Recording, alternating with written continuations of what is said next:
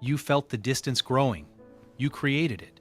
Part of you is relieved. The walls are back up. Nobody can reach you now. But another part of you is already grieving the connection you just destroyed. And the worst part? You knew you were doing it while you were doing it. You watched yourself push and could not stop. What if pushing people away is not cruelty? What if it is the most sophisticated protection system your brain has ever built, and you have been misreading it your entire life? British psychologist John Bowlby published the attachment theory in 1969. He studied children separated from their primary caregivers. What he found rewired how we understand human connection. Children who experienced unreliable care. Parents sometimes warm, sometimes cold, sometimes present, sometimes gone. Those children did not stop needing connection. They stopped trusting it. They learned a lesson before they were old enough to question it. Closeness cannot be trusted. Closeness is the prelude to pain. So they built a strategy: push first. Push before you can be abandoned. The loss you chose hurts less than the loss you did not choose.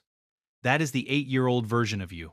Still running the same protocol, still shoving people away the moment they get close enough to matter. Now here is the part nobody tells you. This is not psychological. This is physical. Your amygdala does not distinguish between physical danger and emotional danger.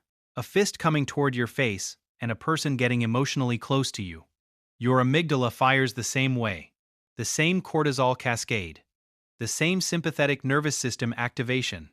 A 2011 neuroimage study scanned adults with avoidant attachment patterns while they viewed images of intimacy. Hands holding. A couple embracing. Their amygdalae lit up like they were looking at a threat. Not mild activation. Full threat response. Your body classifies closeness as danger before your mind ever gets a vote.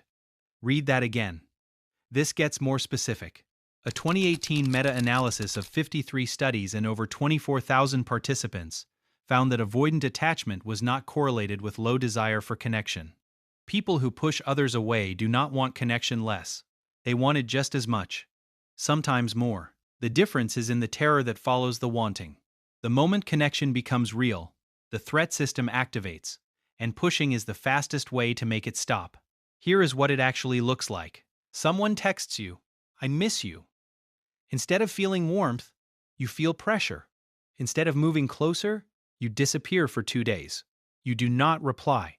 Not because you do not miss them too, because missing them terrifies you. That is not coldness. That is a nervous system that cannot tell the difference between being wanted and being hunted. Dr. Edward Tronick conducted the still face experiment in 1975. A mother interacts warmly with her infant. Then her face goes blank. No expression, no response. Within seconds, the infant tries everything, smiling, pointing, reaching. When nothing works, the infant withdraws, turns away, gives up. The infant has learned something that shapes every relationship they will ever have. Connection can be withdrawn without warning. If that pattern repeated in your early life, your brain encoded a specific lesson. Do not depend on connection. Dependence is the setup for the fall. Now as an adult, when someone gets close enough that their withdrawal could hurt you, your brain runs the still face protocol. Withdraw first. Turn away first. You cannot be abandoned if you already left. Now check yourself. Here are 3 signs you are doing this without realizing it. 1. You feel irritated when someone shows you genuine affection, not grateful. Annoyed. Like their kindness is a demand you did not agree to. 2. You sabotage things when they are going well. The relationship hits a good stretch, and you pick a fight. Not because anything is wrong, because something being right feels more dangerous than something being wrong. 3. You feel relief after pushing someone away. Not happiness. Relief. The same relief you feel after escaping a threat. Your nervous system is thanking you for getting out of danger. The problem is, the danger was love. Here is where the pain lives. You push, and then you hate yourself for pushing. And then the self-hatred convinces you that you were right to push.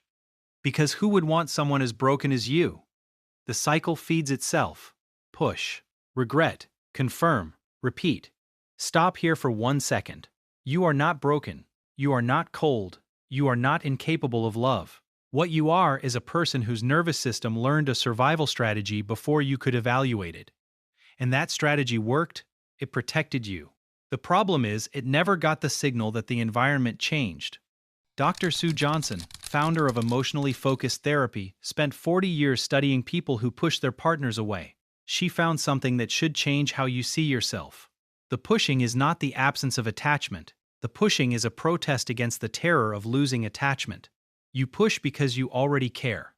You push because the person matters enough that losing them would destroy you. That is not coldness.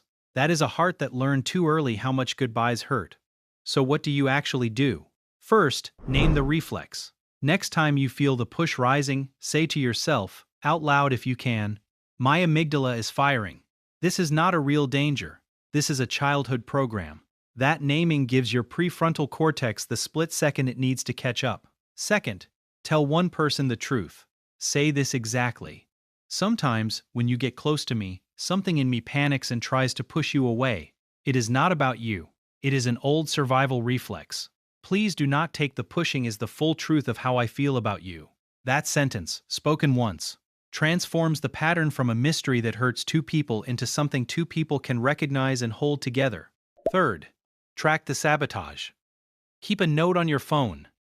Every time you feel the push, write down what happened right before. Within 2 weeks, you will see the pattern. A specific trigger. A specific moment where closeness becomes threat. Once you can predict it, you can pause before it. You pushed someone recently. Maybe yesterday. Maybe you are in the middle of it right now. The distance is fresh. The relief and the grief are still mixing, and you hate yourself for it. And you think this proves you are incapable of love. The pushing is not who you are. The pushing is what you learned. And what was learned can be unlearned.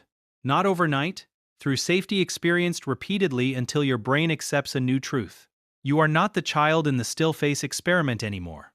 The faces around you are not going blank. The connection is not about to be withdrawn. You are allowed to let it stay. Something real has shifted. Not the reflex itself. Not yet, but your understanding of it. You now see the pushing for what it is. An ancient nervous system trying to protect you from a danger that has already passed.